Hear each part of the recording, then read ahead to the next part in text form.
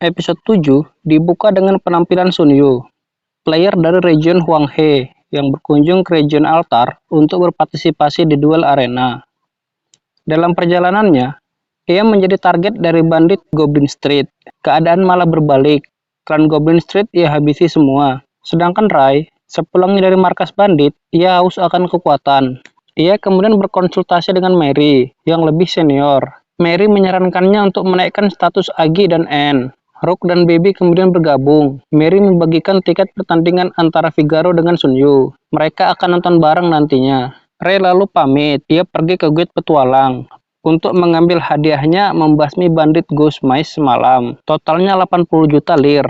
Ray merasa nggak enak dan memutuskan untuk membaginya bersama dengan Hugo. Begitu bertemu Hugo, ia menolak pembagian 50/50. Ia hanya mau seperempatnya aja atau 20 juta lir. Mereka lalu berbincang-bincang soal pertarungan Ray semalam. Setelah itu, Ray pamit karena ia akan menonton pertarungan Figaro. Sebelum pergi, Hugo berkata pada Ray, kalau takdir itu berada di arah barat. Ketika Ray nanya, Hugo menyamarkannya kalau ia mendukung Figaro yang keluar dari barat nanti. Di arena, Ray dan kawan-kawannya lagi nonton pertarungan antara Juliet the Fallen Knight melawan Chelsea the Great Pirate. Di puncak pertarungan, mereka ada skill ultimate embryo-nya. Juliet dengan Hraesvelgr melawan Poseidonnya Chelsea yang berakhir dengan kemenangan Juliet. Seusai pertandingan, Ray melihat kakaknya. Ia pun turun dan mencarinya. Ia menemukan kakaknya lagi berbincang-bincang dengan Figaro. Kakaknya lalu memberi cincin telepati pada Ray agar mereka bisa berbicara langsung. Ray lalu pamit. Dia melihat taruhan untuk pertarungan antara Figaro. Tanpa mikir, dia mau pasang 60 juta lir untuk Figaro. Nemesis nggak setuju, ia langsung hajarnya. Saat itu juga, Sun Yu nimbrung dan memperingati Ray kalau ia akan menyesal. Ray ngelihat Sun Yu bawa tian di tangannya. Ray mikir, dia itu penculik dan mengarahkan pedangnya. Sun Yu hampir menyerang, tapi berhenti ketika mendengar suara Su. Ia ganti target dan menyerang Su, yang dapat ia tangkis.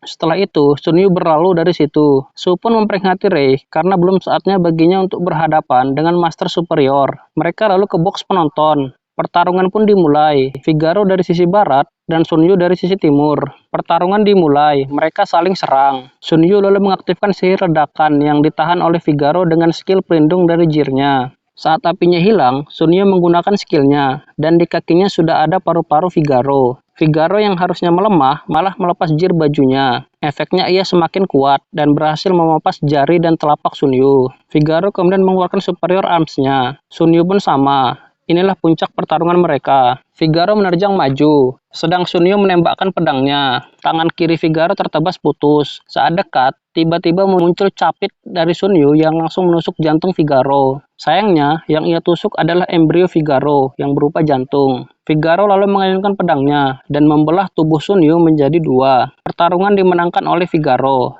Tapi anehnya, Figaro terlihat diam saja. Su yang melihat itu sadar kalau ada master yang menghentikan waktu di dalam arena. Nah, di langit itu kelihatan si penguin berjalan-jalan santai. Ia lalu membuka kostum penguinnya, yang membuat orang-orang mengenalinya dan langsung menyerangnya. Sehabis diserang, datang burung ke arah Franklin. Lalu burung itu berubah menjadi putri kedua dari region altar, bernama Elizabeth S. Altar. Ia lalu berkata pada semua orang, ayo bermain game. Ada orang yang gerak nggak pakai mikir dan menyerang Franklin. Efek balasannya, ia tewas dalam oksigen slime. Franklin lalu menjelaskan kalau permainannya adalah ia akan melepas oksigen slime di kota, dan cara menghentikannya yaitu dengan cara merebut remote di tangannya ataupun membunuhnya. Setelah itu, ia menghilang. Para penonton arena pun berhamburan keluar, tapi di sana ada barir yang menghalangi mereka. Dan jika diserang, maka Franklin akan melepas oksigen slime tambahan. Jadi mereka semua terkurung di dalam arena.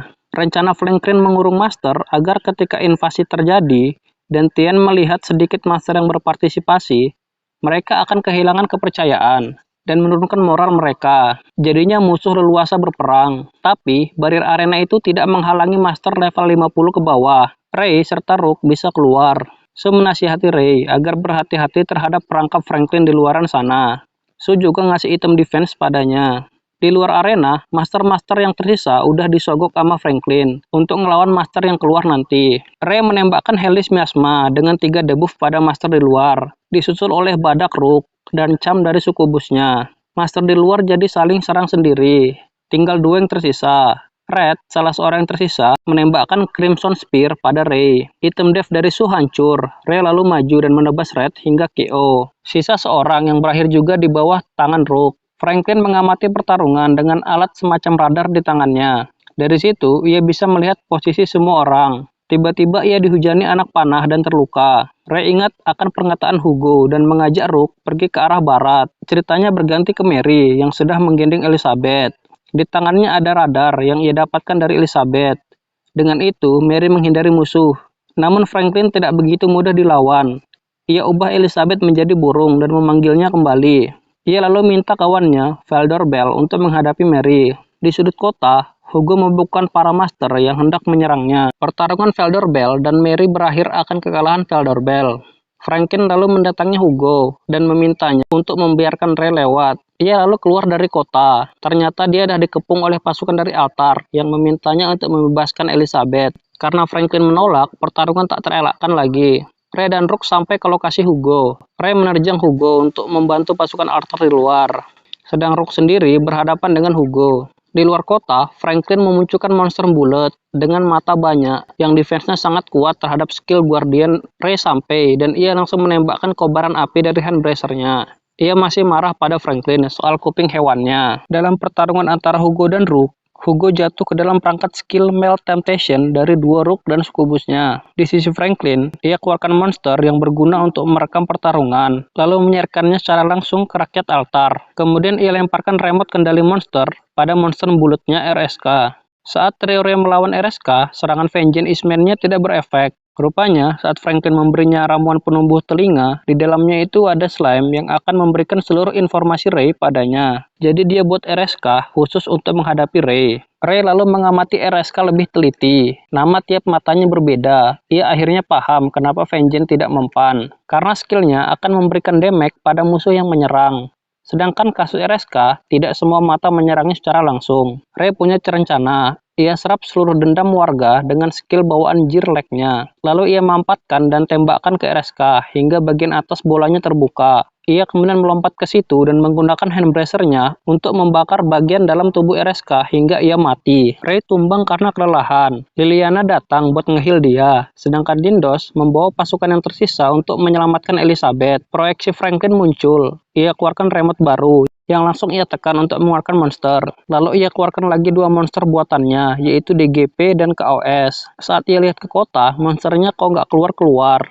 Rupanya Mary yang punya skill counseling merusak seluruh monster Franklin yang belum diaktifkan. Melihat itu, Franklin masih santai. Ia lalu munculkan embrionya, Clan Fortress Pandemonium, yang berisi 10.000 monster.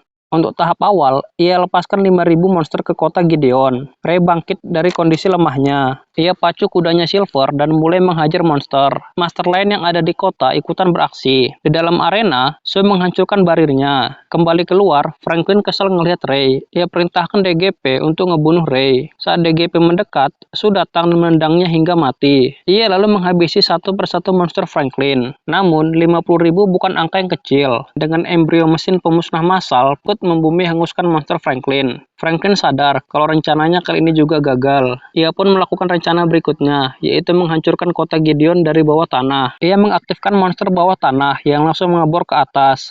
Seorang ranker berpakaian ala Persia mengeraskan tanah, serta menjepit monster Franklin hingga mati. Kembali ke Ray, ia mendatangi Franklin langsung di Pandemonium. Ia mengalihkan perhatian Franklin dengan mengajaknya berbicara. Sementara itu kawannya menyelamatkan Elizabeth dengan skill counseling. Senjata pemusnah massal di bawah mulai menghujani Pandemonium setelah Elizabeth diselamatkan. Ray lalu mengangkat Nemesis untuk menyerang, tapi ia berhenti ketika Hugo datang dan melindungi Franklin. Jadinya mereka bertarung. Ray mengorbankan tangannya dan mendaratkan tusukan Vengeance of Mine yang menembus tubuh Mecha dan diri Hugo. Lalu ia berlari ke arah Franklin dan meninjunya dengan kobaran api handbracer-nya. Franklin mati dan Pandemonium hilang. Master dan Tian di altar menang. Seperti biasanya, Sue makan-makan buat ngeraih kemenangan mereka. Esoknya, Franklin meminta Hugo untuk keluar dari klannya. Verdolber juga sudah keluar.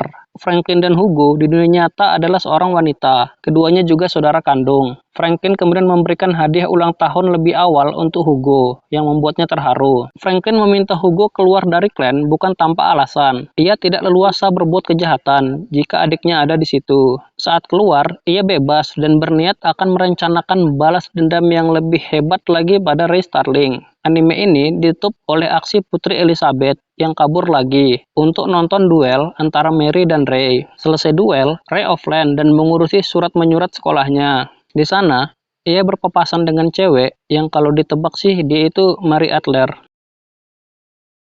Terima kasih.